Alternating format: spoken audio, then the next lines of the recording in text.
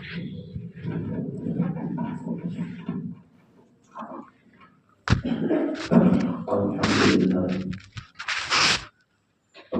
لله نحمده ونستعينه ونستغفره ونؤمن به ونتوكل عليه ونعوذ بالله من شرور أنفسنا ومن سيئات أعمالنا من يهده الله فلا مضل له ومن يضلله فلا هادي له أشهد أن لا إله إلا الله وحده لا شريك له وأشهد أن سيدنا ومولانا محمدا عبده ورسوله صلى الله عليه وعلى آله وأصحابه وبارك وسلم تسليما كثيرا كثيرا.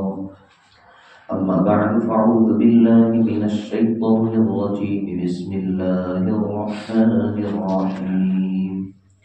وما هذه الحياة الدنيا إلا لهو ولعب وإن الدار الآخرة لهي الحيوان لو كانوا يعلمون. وقال النبي صلى الله عليه وسلم كن في الدنيا كأنك غريب أو كما قال عليه الصلاة والسلام. عزیز و بزرگو، دنیا اللہ نے بنائی ہے. دنیا کے اندر جتنی بھی چیزیں ہیں سب اللہ نے بنائی ہیں. تمام کائنات کا بنانے والا اور تمام جہانوں کو پیدا کرنے والا صرف اور صرف اللہ ہے. حالانکہ اللہ کو ان چیزوں کی ضرورت نہیں تھی. آسمان کی، زمین کی، درختوں کی، سمندروں کی، پہاڑوں کی اللہ کو کیا ضرورت تھی؟ اللہ تو وراء الورا ہے. اللہ تو حاجت روا اور مشکل کشا ہے. تو اللہ نے یہ ساری چیزیں ہمارے فائدے کے لیے بنائی. دنیا میں جتنا بھی نظام اللہ نے چلایا ہے وہ تمام کا تمام میرے اور آپ کے فائدے کے لیے اللہ نے چلایا ہے. اللہ تعالیٰ نے دنیا بنائی اور خود دنیا بنانے والا اللہ یوں کہتا ہے کہ دنیا تو کھیل تماشا ہے. کوئی فیکٹری کوئی چیز لانچ کرے اور خود ہی یہ کہے کہ یہ تو ڈیفیکٹیو پیس ہے تو کوئی لے گا اس کو؟ یہ کیسا؟ جس کمپنی نے بنایا ہے وہ کمپنی والے کہتے ہیں کہ یہ تو فیل ہے، یہ ماڈل فیل ہے، تو کوئی نہیں لے گا اس کو. دوسرے کی طرف سے اگر کمپلین آئے گی تو کمپنی والے اس کو اپڈیٹ کرتے ہیں یا تو اس پر پین لگاتے ہیں اس ماڈل پر کہ بھائی یہ فیل گیا. تو اللہ تعالیٰ نے دنیا بنائی، دنیا کی ساری چیزیں بنائی اور اللہ یوں کہتا ہے کہ یہ تو صرف کھیل تماشا ہے، اتنا زیادہ کچھ اس میں لگنا نہیں ہے، یہ تو کھیل تماشا ہے. دنیا کو بنانے والا اللہ یوں کہتا ہے وَمَا هَذِهِ الْحَيَاةُ الدُّنْيَا إِلَّا لَهْوٌ وَلَعِبٌ. یہ دنیا تو کھیل تماشا ہے. بچے، ہمارے چھوٹے چھوٹے بچے جو ہوتے ہیں، آج کل تو موبائل سے کھیلنے کا زمانہ آ گیا. ایک وقت تھا کہ ہمارے بچے کھلونے سے کھیلتے تھے.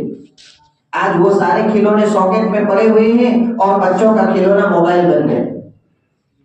پہلے بچے کھلونے سے کھیلتے تھے تو کبھی مکان بناتے تھے اپنے حساب سے، کبھی گھر بناتے تھے، ٹرین بناتے تھے، پلین بناتے تھے، مٹی وغیرہ کے جوڑ کر اس کو بناتے تھے. اب وہ گھر کوئی توڑ دیتا تھا تو بچہ روتا ہوا گھر آتا ہے. اس کے ساتھ کھیلنے والے کسی بچے نے پیر سے اس کو توڑ دیا یا اس کا کچھ نقصان کیا تو بچہ روتا ہوا ماں باپ کے پاس آتا ہے، یہ مکان میرا اس نے توڑ دیا. تو ماں باپ بچے کی نادانی پر ہنستے ہیں، یعنی یہ کوئی ٹوٹنا ہوا، یہ مکان تھوڑی تھا تیرا، یہ تو کھلونا تھا. تو ماں باپ اس پر ہنستے ہیں کہ اس کی کوئی حقیقت نہیں ہے. ماں باپ جانتے ہیں کہ اس کو کوئی نقصان نہیں ہے اس میں، لیکن بچہ اپنا سب کچھ سمجھتا ہے اس کو کہ میرا بہت بڑا نقصان ہو گیا، اس لیے بچہ روتا ہے. تو آج دنیا کی عظمت میرے اور آپ کے دلوں میں اتنی ہے کہ دنیا کے نقصان کو ہم بہت بڑا نقصان سمجھتے ہیں. حالانکہ دنیا بنانے والا اللہ ہماری نادانی سے سمجھتا ہے ہماری نادانی کو. کتنے نادان بنتے ہیں دنیا کا نقصان کوئی نقصان ہے؟ اصل جو نقصان ہے وہ اخروی نقصان ہے۔ اگر آخرت کا نقصان ہو رہا ہے، نمازیں چھوٹ رہی ہے، قرآن سال سال پر ہاتھ میں پکڑنے کی نوبت نہیں آتی، مسجدوں سے دور ہو چکے ہیں، جمعہ کی صرف 2 رکعت نماز ہماری رہ گئی ہے، دعاؤں میں دل نہیں لگتا ہے، گھر میں دین کا ماحول نہیں ہے، گھر میں کوئی قرآن پڑھنے والا نہیں ہے، تو یہ میرا اور آپ کا اخروی نقصان ہے کہ آخرت بد بگڑ رہی ہے، اس پر سوچنے والی بات ہے۔ لیکن دنیا کے پیچھے ہمارا وقت کی قربانی، ہماری جانفشانی، ہماری کوششیں اتنی لگی کہ دنیا کا نقصان ہمیں نقصان نظر آنے لگا، لیکن نماز چھوٹ گئی تو اس کے بارے میں کوئی نقصان نہیں، ہم یہ سمجھتے ہیں کوئی نقصان نہیں۔ اللہ تعالیٰ کہتا ہے یہ تو کھیل تماشا ہے۔ آج سے کچھ سالوں پہلے 3 سائنٹسٹ جو ہے وہ چاند پر گئے، بعد میں یہ چندریان تو ابھی گیا ماضی قریب میں، لیکن کچھ سالوں پہلے 3 سائنٹسٹ جو ہے ویگنانک چاند کے اوپر گئے تھے، تو ایک تو وہیں پہ فوت ہو گیا، وہاں کے ٹیمپریچر کو برداشت نہ پانے کی وجہ سے وہیں اس کو جو ہے انتقال ہو گیا۔ 2 دنیا میں آئے، نیچے پرتھوی پر آئے تو ایک ڈپریشن کا شکار ہو گیا، 2 میں سے ایک وہیں مر گیا، ایک ڈپریشن کا شکار ہو گیا، پاگل ہو گیا، اور تیسرے نے آ کر رپورٹ دی۔ لوگوں نے اس کو پوچھا کہ دنیا کیسی لگی چاند کے اوپر سے، تو اس نے یوں کہا کہ چاند کے اوپر سے دنیا ہم کو ایسی لگی جیسے ہم زمین کے اوپر سے چاند دیکھتے ہیں، اتنا چھوٹا گولا گیند کی طرح نظر آتا ہے۔ حالانکہ یہ جو زمین ہے اور زمین کی جو چوڑائی ہے پوری پرتھوی کی، وہ کئی ہزاروں کی تعداد میں ایسی پرتھویاں چاند کے اندر سمجھ آئے، اتنا بڑا ہے چاند لوگ، لیکن انہوں نے آ کر کے رپورٹ دیا کہ جو ہے گیند کی طرح ہمیں لگا، گیند ہوتی ہے بال چھوٹا سا، کرکٹ کھیلنے کا جو بال ہوتا ہے یا فٹ بال جو ہوتا ہے، تو اس کی جو گیند ہوتی ہے اتنی ہمیں دنیا لگی، لیکن یہ تو چاند تک جانے والا یہ رپورٹ دے رہا ہے۔ پیغمبر اسلام سرکار دو عالم صلی اللہ علیہ وسلم تو چاند سے کہیں زیادہ اوپر آسمانوں میں گئے، 7واں آسمان سے اوپر گئے، اللہ کا عرش دیکھا، جنت جہنم دیکھی، اور آ کر کے رپورٹنگ کر رہی ہے، امت کو بتایا کہ دنیا تو مچھر کا پور ہے۔ چاند پر جانے کے بعد تو گیند کی طرح لگی، لیکن اللہ کے نبی اوپر گئے، 7واں آسمانوں میں گئے، 7واں آسمانوں میں نبیوں کی ملاقات ہوئی، وہاں جا کر کے آ کر کے رپورٹ دے رہے اللہ کے نبی کہ دنیا تو مچھر کا پور ہے۔ امت کو سمجھایا، امت کی توجہ مبذول کی کہ اس کے پیچھے مت پڑو، اس کی کوئی حقیقت نہیں ہے دنیا کی، یہ تو مچھر کا پور ہے۔ ایک مرتبہ حضرت عبداللہ بن مسعود رضی اللہ تعالیٰ عنہ اللہ کے نبی کی خدمت اقدس میں گئے۔ اللہ کے نبی علیہ الصلوۃ والسلام اپنے بستر مبارک پر آرام فرما رہے تھے۔ کون سا بستر؟ وہ کھجور کی چھالوں سے بنا ہوا موٹا موٹا بستر، اور بدن پر کپڑا بھی نہیں تھا، چادر سائڈ میں رکھی ہوئی تھی، اوپر کی جو چادر ہوتی ہے وہ، اور آرام فرما رہے۔ عبداللہ ابن مسعود کو آ کر کے دیکھا تو اللہ کے نبی ایسے بیٹھ گئے، لیٹے ہوئے تھے تو بیٹھ گئے۔ عبداللہ ابن مسعود رضی اللہ تعالیٰ عنہ اپنا آنکھوں دیکھا حال بیان کر رہے ہیں، میں نے اللہ کے حبیب علیہ الصلوۃ والسلام کے جسم اطہر کو دیکھا کہ اللہ کے نبی علیہ الصلوۃ والسلام کھجور کی چھالوں کے بستر پر آرام کرنے کی وجہ سے اللہ کے نبی کے جسم اطہر پر نشان بنے ہوئے تھے۔ عبداللہ ابن مسعود کہتے ہیں میں رونے لگا، اللہ کے نبی کے پاس میں بے تحاشا رونے لگا۔ اللہ کے نبی علیہ الصلوۃ والسلام نے پوچھا عبداللہ کیوں روتے ہو؟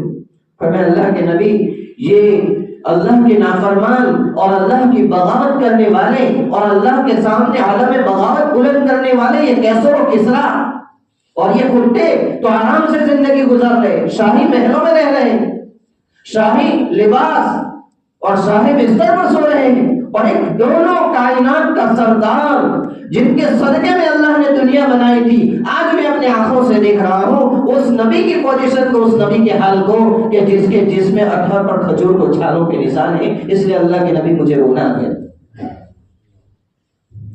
عبداللہ ابن مسعود کو اللہ کے نبی نے یوں کہا عبداللہ میں تم سے ایسے امید لگائے ہوئے نہیں تھا کہ تم اتنے نادان ہوں گے کہ تمہارا دل بھی دنیا میں لگ گیا کہ یہ تو اللہ تعالیٰ نے اپنے نافرمانوں کے لیے دنیا تو بنائی اور اللہ بے تحاشا کو دیتا ہے اس لیے کہ اس کی کوئی وقت نہیں ہے دنیا میں۔ پھر اللہ کے نبی نے فرمایا کہ اگر دنیا کی ذرہ برابر بھی اللہ کی نگاہ میں ویلیو ہوتی تو اللہ اپنے نافرمانوں کو ایک گھٹا پانی بھی نہ دیتا. کوئی خاص چیز ہوتی ہے تو آدمی اپنے خاص لوگوں کو دیتا ہے نا بھائی. کہیں سفر کر کے آیا حج اور عمرے سے یا کہیں فورن کی ٹرپ کر کے آیا تو خاص چیزیں اپنے خاص لوگوں کے لیے ہدیے میں لاتا ہے گفٹ کے طور پر. یہ میں چچا کو دوں گا, ماموں کو دوں گا, پھوپھی کو دوں گا. اور جو کچرا ہوتا ہے وہ ایسے ارے گرے کو ہم دے دیں گے. آدمی سمجھتا ہے کہ اس کے ساتھ ہمارا کوئی واسطہ نہیں ہے, یہ کسی اور کو دے دیں گے. گھر میں اچھی چیزیں پکائی ہے تو دیکھ میں سے پہلی بریانی اور اسی میں رشتے داروں میں, اور جو بچ گیا بگڑ گیا تو آدمی کٹوں کو ڈالتا ہے. تو یہ دنیا جو ہے, دنیا اللہ کٹوں کے سامنے اس کو پھیلائی ہے. جس کو استعمال کرنے والے یہ سب کٹے اس کو استعمال کر رہے ہیں, ورنہ اللہ کے نزدیک تو ذرہ برابر بھی اس کا ویلیو نہیں ہے. آج اس دنیا میں اور آپ مبتلا ہو چکے ہیں. ذرا سوچے, اپنی کمائیوں کے نظام کو صحیح بنائیں, اپنے خرچ کے نظام کو صحیح بنائیں, گھروں کے ماحول کو دیندار بنائیں, بچوں کی تربیت, بچوں کی تعلیم و تربیت کا ایک مضبوط نظام ہو ہمارے گھروں میں کہ ہمارے بچوں کا فیوچر بگڑ رہا ہے, آخرت بگڑ رہی ہے میری بیوی کی, میرے بچوں کی, میرے گھر میں دین کا ماحول نہیں ہے. میرے بھائیو اس کو بناوے تاکہ میری اور آپ کی آخرت اسی سے بنے گی. یہ دنیا تو بڑی بے وفا ہے, اچانک ساتھ چھوڑ کے چلی جائے گی.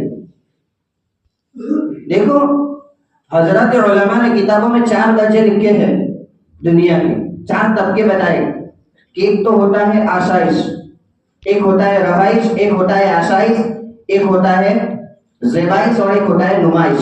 آسائش کا مطلب ہے کہ آدمی رہنے کے لیے مکان بناتا ہے, سیدھا سادہ کی ضرورت پوری ہو جائے, بالکل اجازت ہے, بلکہ یہ تو واجب ہے. آسائش کا درجہ تو واجب ہے, کپڑا بنانا ہے تو یہ واجب ہے, اگر نہیں بنائیں گے تو گنہگار ہوگا. اور ایک دوسرا درجہ ہے زیبائش کا, آسائش کا. آدمی اچھا بناتا ہے, یہ ساری فیسلٹی والا مکان بناتا ہے کہ یہ میرے بیٹے کا کمرہ, یہ لیونگ روم, یہ کچن روم, یہ چلڈرن روم, الگ الگ روم, یہ بیڈ روم, فیسلٹی والا مکان بناتا ہے. یہ مستحب ہے کہ ساری سہولتیں دستیاب ہوں, کسی کو ڈسٹرب نہ ہو, اپنی پرائیویٹ لائف میں کسی کو ڈسٹرب نہ ہو. یہ بھی مستحسن چیز ہے, اچھی چیز ہے شریعت میں, یہ مستحب ہے. اور ایک درجہ ہوتا ہے جیبائش کا کہ بھائی میں گھڑی پہنتا ہوں تو میری سوچ یہ ہے کہ میں اچھی برانڈ کی گھڑی پہنوں, کپڑا کے اچھا خرید کر کے بازار سے لاؤں, اچھے ٹیلر سے اس کو سلاؤں. تو یہ جائز ہے. آدمی کو اللہ نے دولت دی ہے, اللہ کے نبی نے ایک حدیث میں یوں فرمایا, اگر اللہ نے مال دیا ہے تو اپنے جسم پر اس کو دکھانا چاہیے. مطلب یہ ہے کہ دوسرے لوگوں کو پتا چلے کہ یہ مالدار آدمی, بخیل نہ بنے. اور چوتھی صورت اللہ کے نبی نے بتائی نمائش, لوگوں کو دکھانے کے لیے. آج لوگوں کو اپنی مالداری دکھانے کا بڑا شوق ہے, اپنی مالداری دکھانے کے لیے شادیوں میں جو پانی کی طرف پیسے اپنی مالداری دکھانے کے لیے آدمی بہاتا ہے, مکان میں ادھر ادھر کے فضول خرچے یہ اپنی مالداری دکھانے کے لیے آدمی کرتا ہے. یہ حرام ہے شریعت. میرے بھائیوں, اپنی زندگی کے نظام کو صحیح کریں اور آخرت کی تیاری کریں, اپنی زندگیوں کے روح کو بدلیں کہ میں جس پٹری پر کھڑا ہوں, میں جس ٹرین میں سوار ہوں, کیا وہ جنت میں جا رہی ہے؟ یا میری زندگیوں کا روح غلط ہے, اللہ کے نافرمانوں والا ہے, میری کمائیوں کا نظام صحیح نہیں, میری انکم میں کہیں نہ کہیں حرام کا پیسہ آ رہا ہے, میرے گھر میں کہیں نہ کہیں حرام کی انکم آ رہی ہے. آج آدمی بیچارہ بس ایک گھر پسینے سے کماتا ہے, لیکن گھر میں میٹر کی چوری کرتا ہے.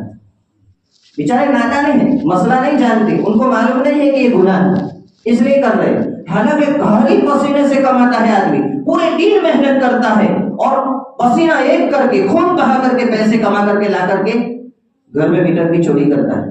میرے بھائیو سن لینا, یہ ایسی چوری ہے کہ قیامت کے دن اگر میں نے کسی کا پرائیویٹ مال چرایا ہے تو مجھے معلوم ہے کہ میں مولانا کا میں نے پیسے چرایا ہے, تو معافی کی شکل ہے اس کی کہ میں ان کے پاس جا کر کے معافی مانگ لوں گا یا حق ادا کر دوں. اگر سرکاری چوری کی ہے تو کہاں سے معافی مانگیں؟ اس لیے مرنے سے پہلے دیکھو اللہ تعالیٰ اس پیسے جو ہوتے ہیں پیسے وہ اپنے اثرات لے کر کے آتا ہے. اگر یہاں نہیں لگائیں گے تو کسی اور جگہ چلے جائیں گے پیسے. میں نے اپنے گھر میں میٹر بند کیا تو یہ پیسے جو ہے ہسپتالوں میں جائیں گے, یہ پیسے ایرے گھیرے لگیں گے. ارے یار یہ تو سوشل انٹرنیٹ اور میڈیا کا زمانہ ہے. آج ہمارے بچے معمولی سے بچے 800-900 2 مہینے کا 1500 روپے بل نہیں بھر سکتے. میرے بھائیو یہ آخرت کا مسئلہ ہے. مجبوری ہر ایک کے پاس ہے. ہر ایک سمجھتا ہے کہ مجبوری ہے. لمیٹڈ اس کو استعمال کر, اس کے محدود استعمال کر. گھر میں 2 فریج ہے تو 1 کر دے. اگر میری حیثیت نہیں ہے تو میں اسی میں نہیں لگاؤں گا تو بھائی اس کے بل زیادہ ہے. اپنے جو ہے خرچ کو, بجلی کے خرچ کو لمیٹڈ کر دے, لیکن میٹر کو ریگولر کرے. دوستو یہ جائز نہیں ہے, یہ حرام ہے. اس سے میری اور آپ کی آخرت بگڑ رہی ہے. اللہ تعالیٰ